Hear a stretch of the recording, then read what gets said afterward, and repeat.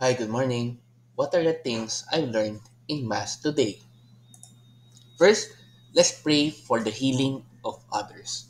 So, sa buhay po natin ngayon, I'm sure lahat nga tayo, like yesterday, marami talagang tao ang kailangan ng prayers for their healing. Hindi lang po sa kanilang mga sakit, more on sa mga pinagdadaanan nila daily, sa mga problema po nila. Lahat naman tayo may problema, pero we have to pray for healing talaga. Hindi lang po para sa atin, but more or mostly for others dapat.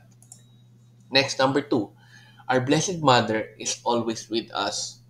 So yun po yung message ni Mama Mary sa atin na talagang nandito lang talaga siya for all of us. Kaya wag tayong magsasawang magdasal, wag tayong magsasawang magdasal ng rosary sa Kanya dahil through her, napupunta yung prayers natin kay Jesus. Number three, pray for healing of our society because all of us are divided. Lalo na now na election na naman sa atin, may kanya-kanya tayong mga pinipiling mga sides. Sana nga ay mahil tayong lahat sa mga divisions natin, sa mga hindi natin magpagkakaunawaan, kasi ang ating society dito sa mundo ay talagang divided na. And lastly, number four, pray for healing from corruption. Ayan, yan ang number one problem dito sa bansa natin sa Pilipinas, ang corruption.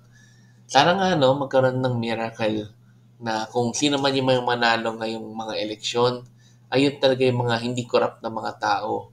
Pero usually kasi sila pa nanalo. Pero sana nga magkaroon ng miracle from God na kung sino man yung mga manalo ngayong elections, yun yung mga taong talagang hindi corrupt, yung mga tao talagang willing tumulong at gawin po ang tama para po sa lahat. Okay, let's end again with a simple prayer in the name of the Father, and of the Son, and of the Holy Spirit. Amen. Lord, I pray that you save us from corruption in this country, sa mga buhay po namin. Tulungan niyo po kami sa mga problema po namin. Please help us heal from our traumas, from our pains, from our uh, frustrations in life. Amen. In the name of the Father, and of the Son, and of the Holy Spirit. Amen. So good morning again to all of you. Have a great day. God bless. And let's end again with our simple Thanksgiving prayer. Daily thank you prayer. Lord, thank you very much for all the blessings that you are giving us every day. Thank you for our food, safety, security, guidance, and all your blessings.